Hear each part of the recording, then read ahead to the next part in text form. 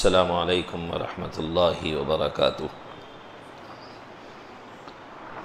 الحمد للہ رب العالمین والصلاة والسلام علی سید الانبیاء والمرسلین وعلی آلہ واصحابہ اجمعین ومن تبعہم بإحسان الی یوم الدین، اما بعد۔ فعن ابی ہریرۃ رضی اللہ عنہ عن النبی صلی اللہ علیہ وسلم قال کتب علی ابن آدم نصیبہ من الزنا مدرک ذلک لا محالہ، العینان زناہما النظر والاذنان زناہما الاجتماع الی آخر الحدیث۔ اذان شروع ہو چکی ہے، انشاءاللہ اذان کے بعد بات کریں گے۔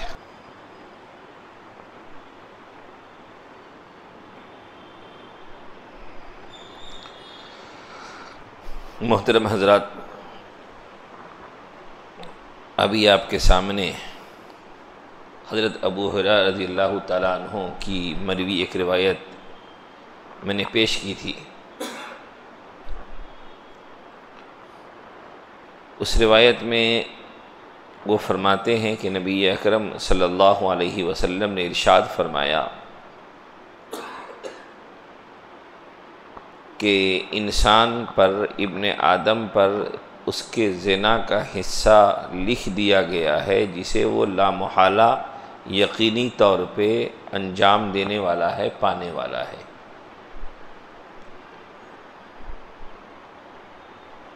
یہ مسئلہ تقدیر میں سے ہے، اور مسئلہ تقدیر کے بارے میں نبی اکرم صلی اللہ علیہ وسلم کا ارشاد ہے کہ اذا ذکر القدر فامسکوا، جب مسئلہ تقدیر کا چھڑے تو خاموش ہو جاؤ،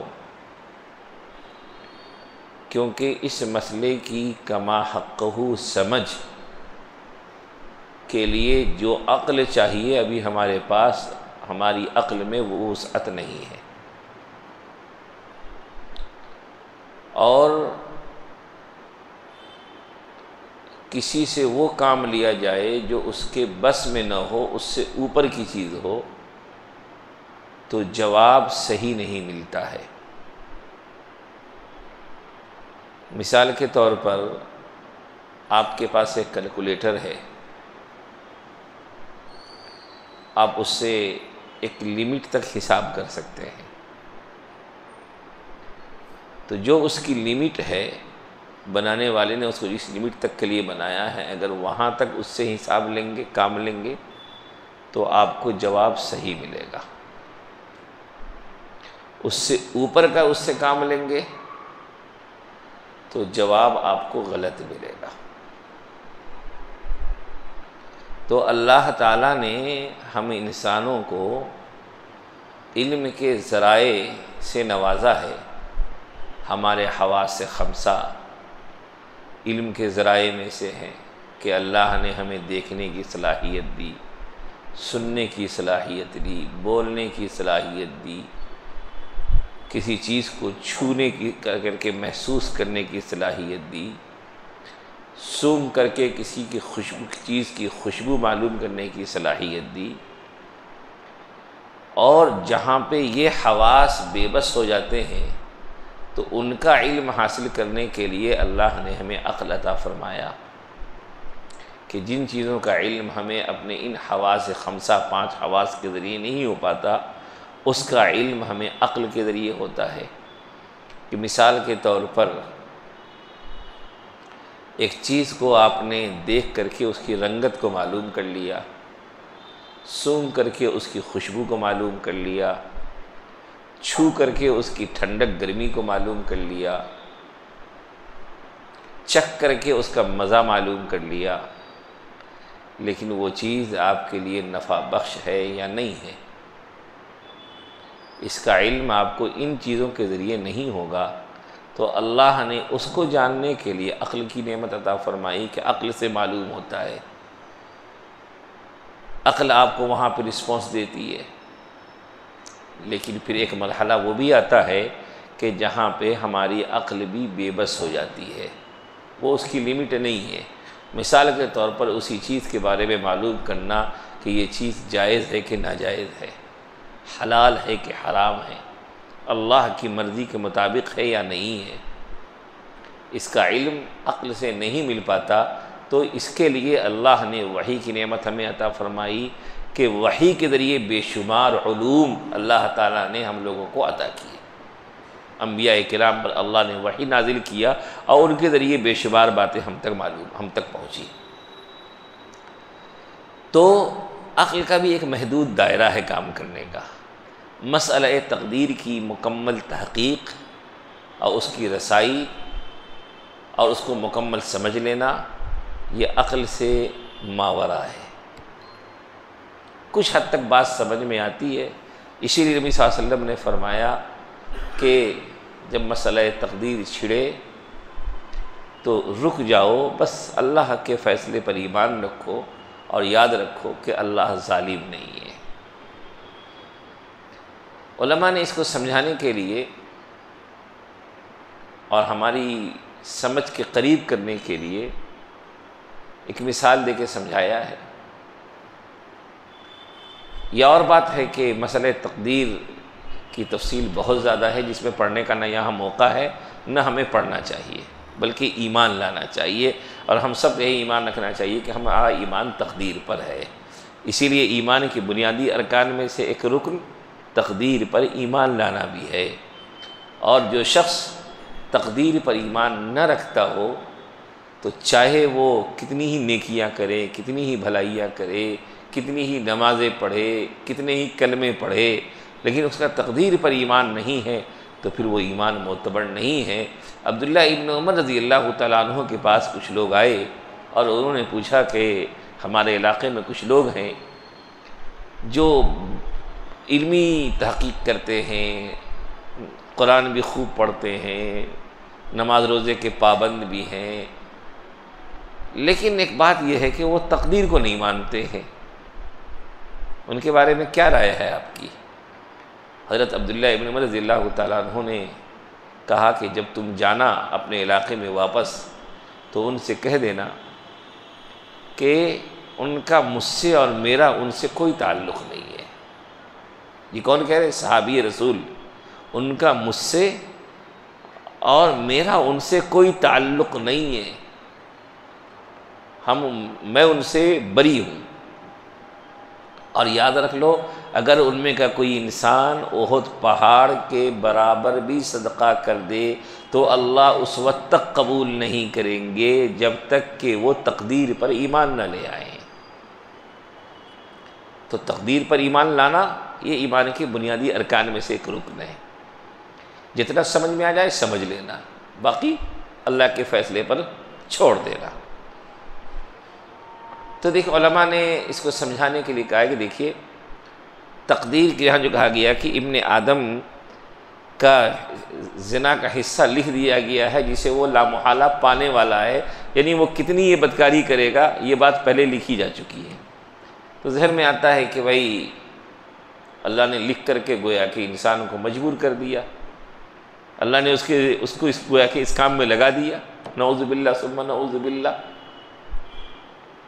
اصل میں دیکھیے ہم ناقص ہیں، ہمارا علم ناقص ہے، ہماری صفات ناقص ہے، ہمارا کمال ناقص ہے، اور اللہ کی ذات ہر پہلو سے کامل ہی کامل ہے۔ تو اللہ کا علم بھی کیا ہے؟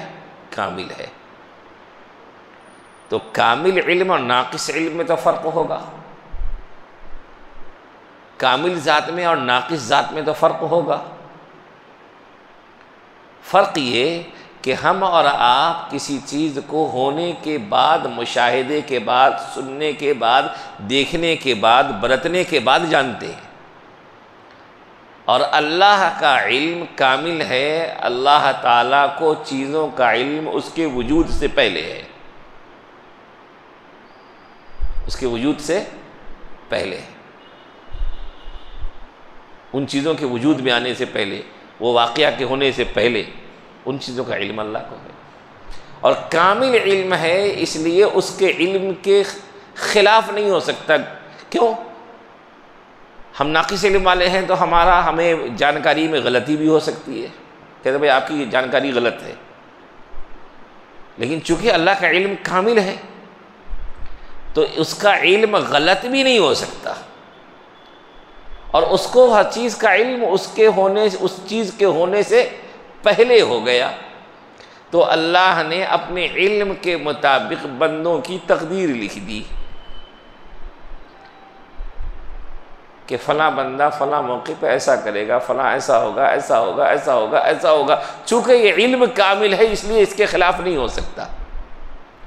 تو گویا کہ اللہ کو ان چیزوں کا علم پہلے ہو گیا اور علم کے مطابق اللہ نے لکھ دیا، تو کیا لکھنے کی وجہ سے وہ چیز آپ پر لازم ہو گئی؟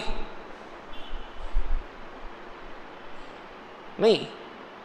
مثال کے طور پر کسی کے حالات کو دیکھ کر کے امتحان سے پہلے آپ کہیں کہ یہ تو فیل ہو جائے گا، اور رزلٹ آیا تو فیل۔ اب وہ بچہ روتے ہوئے آ رہا ہے گھر میں کہ نہیں میری غلطی نہیں ہے، غلطی ان کی ہے کہ اس نے کہہ دیا تھا کہ یہ فیل ہو جائے گا اس لیے میں فیل ہو گیا۔ اس کے بولنے کی وجہ سے یہ فیل نہیں ہوا، اس کے حالات کی وجہ سے فیل ہوا وہ۔ البتہ اس نے کیوں کہا کہ فیل ہو جائے گا؟ کہ اس کی وجہ سے اس کے حالات کو دیکھ کے اسے پہلے معلوم ہو گیا کہ اس کی جو صبح و شام ہے، اس کی جو مصروفیات ہیں، اس کا جو شوق ہے، اور اس کی جو لاپرواہی ہے، اس کا نتیجہ یہ ہوگا کہ یہ فیل ہوگا۔ تو کسی چیز کا علم ہو جائے اور اس علم کی وجہ سے ایک بات کہی جائے تو اس سے انسان پر گویا کہ وہ چیز لازم نہیں کر دی جاتی۔ تو گویا کہ اللہ تعالیٰ کو پہلے سے معلوم ہے کہ کوئی انسان زندگی میں کون کیا کیا برائی کرے گا، اس کے مطابق اللہ نے لکھ دیا۔ تو گویا کہ انسان جو کچھ کر رہا ہے خیر یا شر اپنے ارادے سے کر رہا ہے، اپنے اختیار سے کر رہا ہے، اور اللہ نے اس کے اندر خیر کی قوت بھی رکھی ہے، شر کی طرف جانے کی طاقت بھی رکھی ہے۔ وہ جس راستے کا انتخاب کرے گا، جس راہ پہ چلے گا، وہی اس کا انجام ہوگا۔ لہا ما کسبت وعلیہا ما اکتسبت۔ قرآن نے کہا کہ انسان جس چیز کو اپنے ارادہ و اختیار سے اختیار کرے گا، چنے گا، عمل کرے گا، اسی کے اعتبار سے اس کے لیے ثواب ہے یا عذاب ہے۔ تو اسی لیے اللہ تعالیٰ نے فرمایا کہ انسان اس کو لا محالہ کرنے والا ہے۔ پھر فرمایا آگے نبی صلی اللہ علیہ وسلم نے کہ العینان زناہما النظر۔ ہم سب جانتے ہیں کہ زنا حرام ہے، ناجائز تعلقات حرام ہیں۔ اسلام کی یہ خوبی ہے کہ اسلام جس برائی کو منع کرتا ہے اس برائی تک جانے والے تمام راستوں کو بھی روکتا ہے۔ دنیا کے قوانین میں کے باوجود جرائم کیوں ہوتے ہیں؟ کہ وہاں اتنا اہتمام نہیں ہے۔ جرم کو جرم کہتے ہوئے جرم تک پہنچانے والے تمام راستوں کو بھی بند کرنا، یہ جرم کو روکنے کا اچھا طریقہ ہے۔ یہ اسلام کی خوبی ہے کہ جو بھی برائی ہے اس برائی تک جانے والے راستوں کو بھی اسلام نے منع کر دیا۔ مثال کے طور پر اسلام کے ابتدائی زمانے میں جب شراب کی حرمت نازل ہوئی تو شراب کو حرام کیا گیا، اور جن برتنوں میں شراب بنایا جاتا تھا ان برتنوں کے استعمال پر بھی روک لگا دیا گیا۔ ان برتنوں میں نبیذ بناتے تھے، اس زمانے میں پانی میں کھجور ڈال دیتے تھے ایک مٹھاس لانے کے لیے، تو ان برتنوں میں نبیذ بنانے اور نبیذ کو بنانے کے لیے اس میں پانی رکھنے سے بھی منع کر دیا۔ کیوں بھائی؟ حالانکہ ان برتنوں میں تو کوئی ایسی خرابی نہیں تھی، فرمایا کہ وہ شراب تک لے جانے کا راستہ تھا، اس سے شراب کی یاد آ سکتی تھی، یا نبیذ بنانے میں لاپرواہی کی وجہ سے وہ نبیذ شراب میں تبدیل ہو سکتی تھی۔ تو اسلام کی یہ خوبی ہے کہ جو چیز ممنوع ہے وہاں تک پہنچنے والے راستوں کو بھی اسلام ممنوع قرار دیتا ہے۔ زنا حرام ہے تو وہاں تک پہنچانے والے جو ذرائع ہیں، بد نظری ہے، بد کلامی ہے، بے پردگی ہے، ناجائز دوستی ہے، محرم غیر محرم کے جو قوانین ہیں، یہ ساری چیزیں کیوں ہیں؟ اصل برائی کو روکنے کے لیے۔ اسلام نے ان تمام چیزوں کو منع کیا جو وہاں تک لے جانے کا ذریعہ ہے۔ تو فرمایا کہ آنکھ کا زنا دیکھنا ہے، بدنگاہی۔ اور بھائیو اس زمانے میں بدنگاہی عام ہی نہیں ہو گئی، بلکہ بدنگاہی ہونے کا احساس بھی ختم ہوتا جا رہا ہے۔ وہ اس طریقے سے، بدنگاہی کسے کہتے ہیں کہ ہماری نظر کسی ایسی چیز پہ پڑے جس کو دیکھنے سے اللہ نے منع کیا ہے، یہی تو بدنگاہی ہے بھائی۔ جو اجنبی عورتیں ہیں، چاہے ان کی تصویر ہو، چاہے ان کی ویڈیو ہو، چاہے وہ بذات ہو، اور حکم یہی ہے کہ عورتوں کو جہاں پردے کا حکم ہے وہی مردوں کو حکم ہے کہ اگر وہ بے پردگی اختیار نہ کیے ہوئی ہوں، پردہ نہ کی ہوئی ہوں، تو مردوں پر لازم ہے اپنی نظر کی حفاظت کرنا۔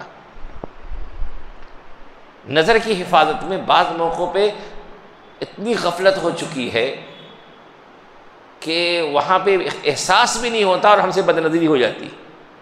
بعض جگہوں پہ تو احساس ہے، جیسے مثال کے طور پر کہیں پر کوئی اجنبی عورت ہے تو اس سے لوگ نظر بچا لیتے ہیں، جو دیندار ہیں، جن کو اللہ نے یہ شعور دیا ہے۔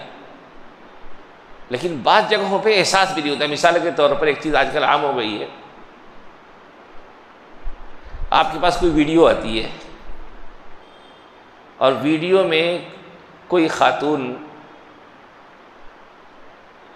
نیم عریاں لباس میں یا کسی بھی انداز میں ہوتی ہے اور لوگ اس کو شوق سے دیکھتے رہتے ہیں۔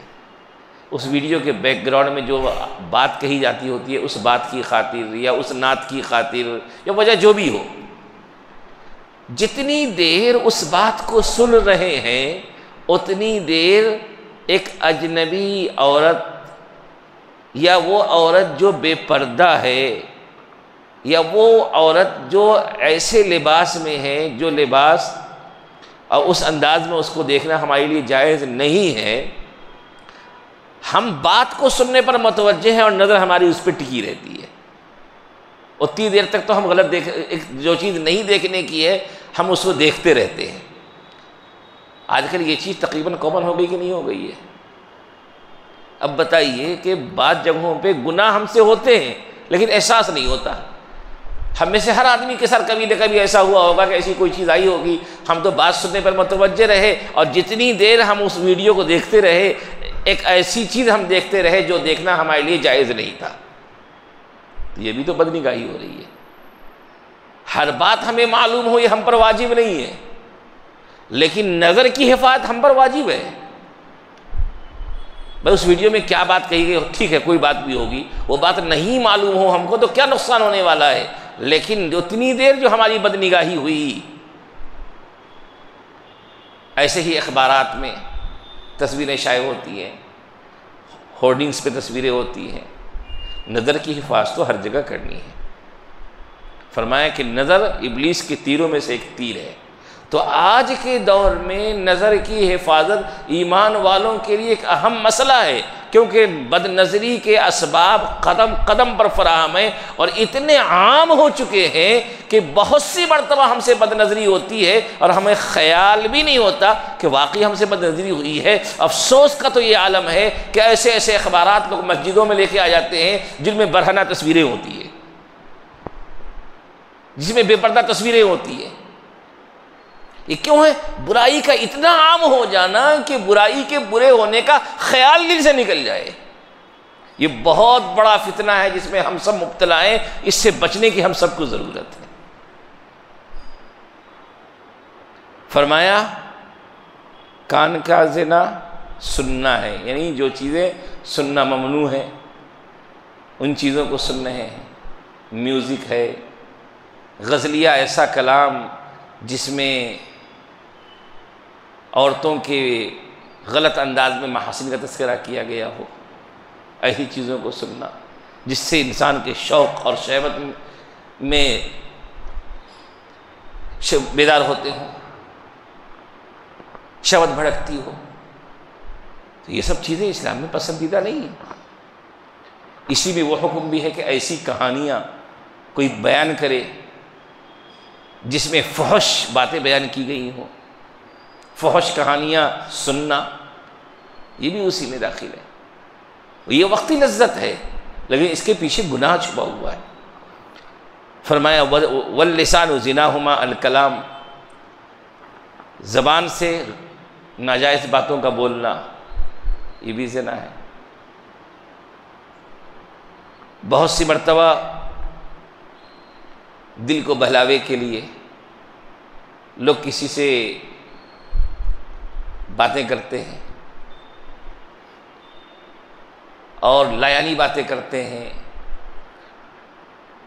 اور مجھے تو ایک صاحب نے بتایا کہ دنیا ایسی ہو گئی ہے، اللہ ہم سب کو ایسے فتنوں سے بچائے. ہم تو یہ دعا کرنا چاہیے کہ اللہ ایسے اسباب اور حالات ہی نہ لائے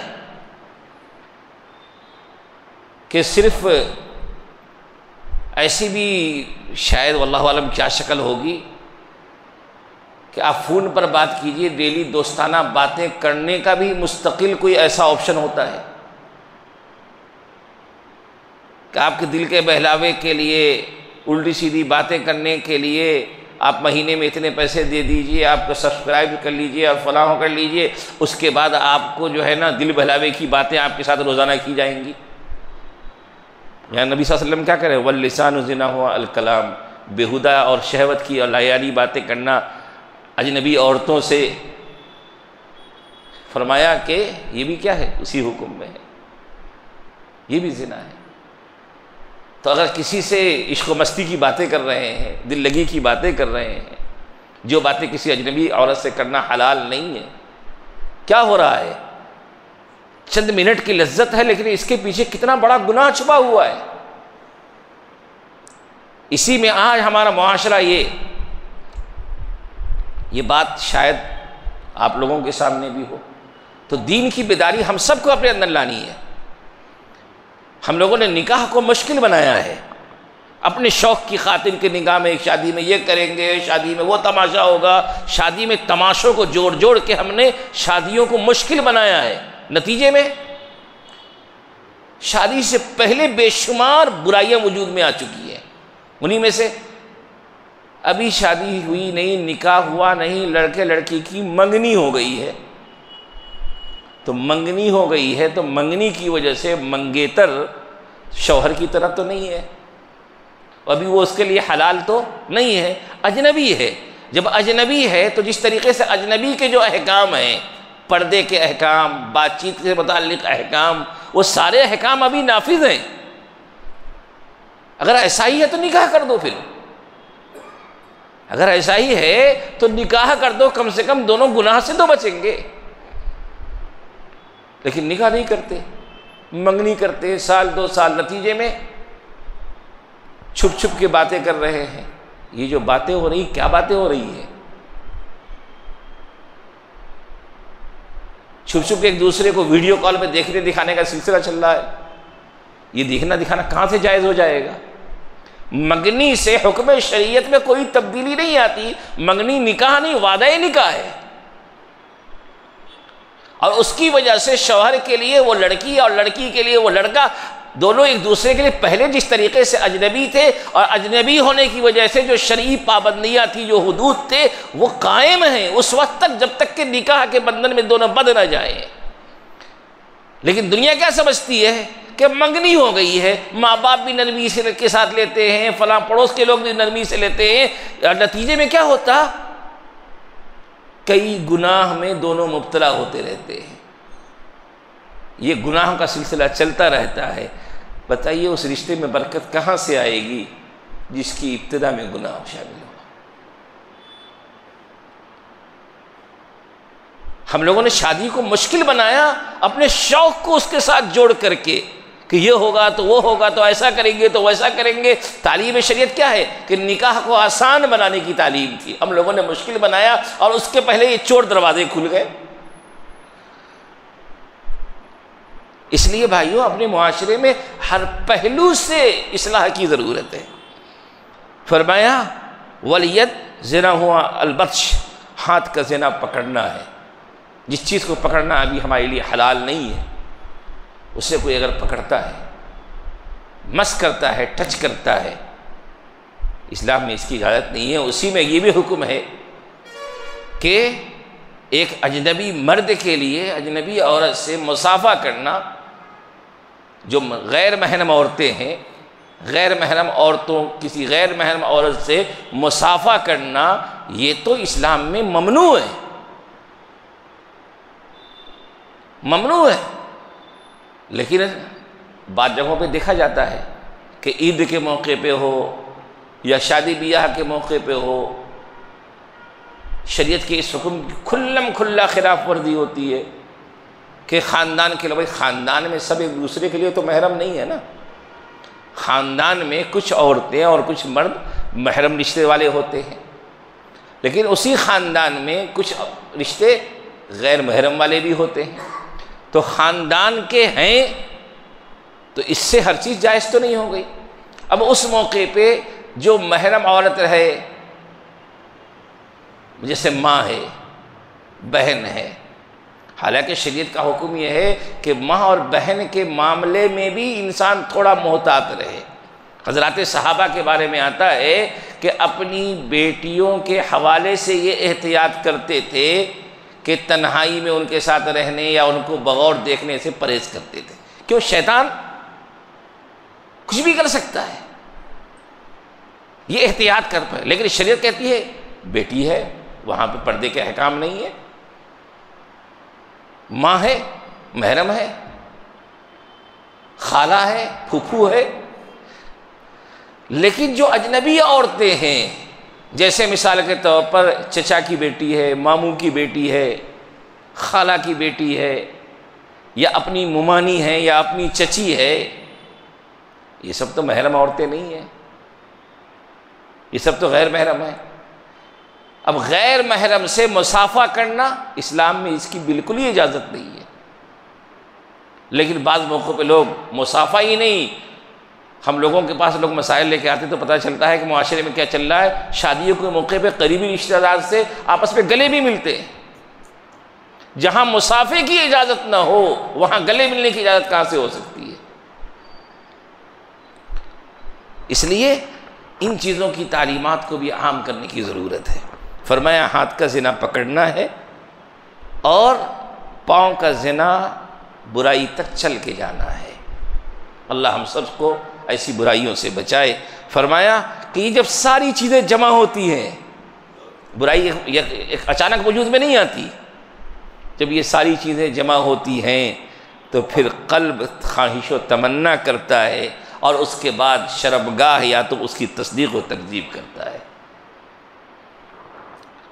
اس لیے بھائیو، آج ہمارے معاشرے میں بے پردگی ایک بہت بڑا چیلنج بن چکی ہے، اور معاشرے سے بے پردگی کو ختم کرنا، اور کم سے کم اپنے گھر سے بے پردگی کو ختم کرنا، یہ تو ہم مسلمانوں کی ذمہ داری ہے۔ کیونکہ ایک حدیث سناؤں آپ کو، وہ تو طویل روایت ہے لیکن اس میں مختصر جو ہے، نبی صلی اللہ علیہ وسلم نے فرمایا کہ 3 لوگ جنت میں داخل نہیں ہوں گے،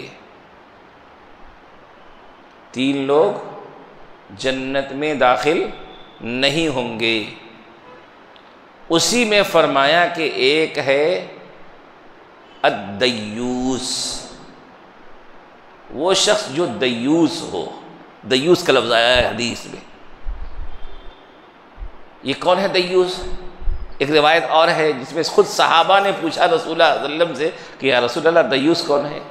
تو اس کی جو تشریح کی گئی ہے متعدد احادیث میں، ایک جگہ کہا گیا ہے کہ جو اپنے گھر کے لوگوں کی برائیوں پر خاموش رہے، اپنے گھر کے لوگوں کی برائیوں پر خاموش رہے۔ ایک روایت میں اس کی وضاحت یہ کی گئی ہے کہ جو اپنے گھر کی خواتین کے حوالے سے لاپرواہ ہو، یہ نہ سوچتا ہو کہ ان کا کہاں آنا جانا ہے، کن سے ملنا جلنا ہے، اس حوالے سے وہ کیا ہو؟ لاپرواہ ہو۔ کیا فرمایا ہمارے آقا صلی اللہ علیہ وسلم نے کہ جن لوگوں کے جو چند لوگ جنت میں داخل نہیں ہوں گے، ان میں سے فرمایا ایک یہ شخص بھی ہے جو دیوس، ہمارے آقا نے فرمایا۔ گویا کہ ہم مردوں کی بھی ذمہ داریاں ہیں کہ اللہ نے ہم کو گھر کا نگراں بنایا ہے۔ نگراں صرف اس لیے نہیں کہ ہماری حکومت چلے، یا ہماری تابعداری ہو، ہماری خدمت ہو، ہم جو کہیں سب اس کو خاموشی سے سنیں، نہیں، نگراں اس اعتبار سے بھی ہے کہ گھر کے لوگوں کے اندر دین پیدا کرنا اور گھر کے اندر بے دینی نہ آنے دینا اور آئی ہوئی بے دینی کو ختم کرنے کی کوشش کرنا، یہ ہماری ذمہ داری ہے۔ اور اگر ہم اس ذمہ داری کے حوالے سے لاپرواہی برتتے ہیں تو ہمارے آقا کا یہ وعید بھی ہے، اس لیے ہم سب کو اپنی ذمہ داریوں کو سوچنا ہے۔ اسی لیے نبی اکرم صلی اللہ علیہ وسلم نے فرمایا، ایک حدیث اور ہے کہ عام طور پہ بازاروں میں بدریگاہی ہوتی ہے، راستوں پہ بیٹھنے میں بدریگاہی زیادہ ہوتی ہے، کیونکہ راستوں پہ گزرتے ہیں لوگ۔ آپ صلی اللہ علیہ وسلم نے فرمایا کہ راستوں سے گزرنے میں پرہیز کرو، تو صحابہ نے کہا یا رسول اللہ ہمیں بیٹھنا ضروری ہے، بعض کسی کا کاروبار ہے، کسی کی کچھ مصروفیات ہے، تو فرمایا کہ اگر بیٹھنا ہی ہے تو فرمایا کہ چند کام کرو، راستے کو اس کا حق دو۔ صحابہ نے پوچھا یا رسول اللہ راستے کا حق کیا ہے؟ فرمایا نگاہ کی حفاظت کرنا، غض البصر، نگاہ کو نیچی رکھنا، تکلیف دہ چیزوں کو راستے سے ہٹانا، سلام کا جواب دینا، بھلائی کا حکم دینا اور برائی سے روکنا، یہ تمہاری ذمہ داری ہوگی۔ اگر تم بازار میں راستوں میں بیٹھتے ہو تو اس ذمہ داری کو تم ادا کرو۔ اللہ سے دعا ہے کہ اللہ تعالی ہم تمام لوگوں کو صحیح فکر و عمل کی توفیق نصیب فرمائے۔ وآخر دعوانا الحمدللہ رب العالمین۔